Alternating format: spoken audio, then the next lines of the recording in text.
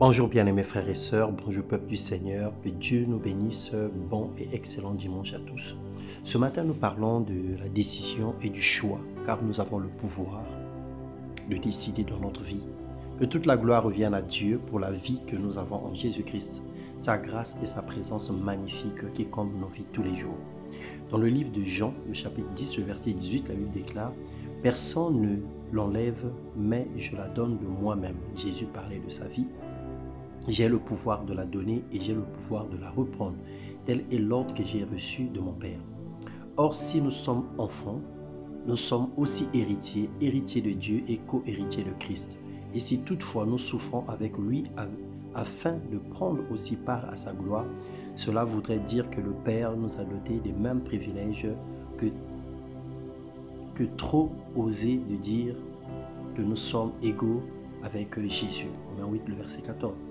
Jésus avait le pouvoir de persuasion et de décision. Durant sa vie sur terre, il a souffert lui-même lorsqu'il a été tenté et il peut secourir ceux qui sont tentés. Nous avons reçu de Dieu le même pouvoir de dire non ou de dire oui à une quelconque manœuvre ou accusation du diable. Il n'a pas autant de pouvoir pour nous imposer sa volonté, mais il s'appuie sur notre décision. Notre éloignement à Dieu nous rapproche du diable et de même notre éloignement à Satan nous rapproche de Dieu. Aujourd'hui, il est question de choix et de décision. Le juste milieu n'existe pas. On ne peut pas être neutre dans cette histoire.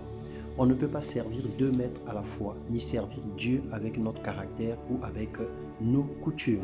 Il faille faire le choix et décider. Josué 24, le verset 15, la Bible déclare « Mais si vous ne trouvez pas bon de servir l'Éternel, choisissez aujourd'hui qui vous voulez servir. » Personne sauf un sataniste accepterait volontiers de servir Satan.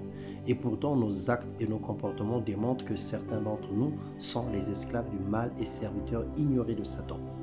Décidez de vivre une vie de liberté en Jésus en priant sans cesse. Décidez de marcher à sa suite et de devenir son disciple, ou de marcher dans l'esclavage de Satan en menant une vie clandestine de débauche, sont là les décisions audacieuses à prendre. Aujourd'hui, le Seigneur nous demande de prendre une décision, celle de le suivre ou celle de l'abandonner, et sachant qu'en abandonnant Dieu, nous suivons techniquement et logiquement le diable. Que le Seigneur nous aide à faire le bon choix, à mener une vie qui lui plaise, à mener une vie victorieuse, à mener une vie qui glorifie son nom, à mener une vie exceptionnelle dans sa présence. Soyez abondamment bénis dans le nom puissant de Jésus-Christ. Amen.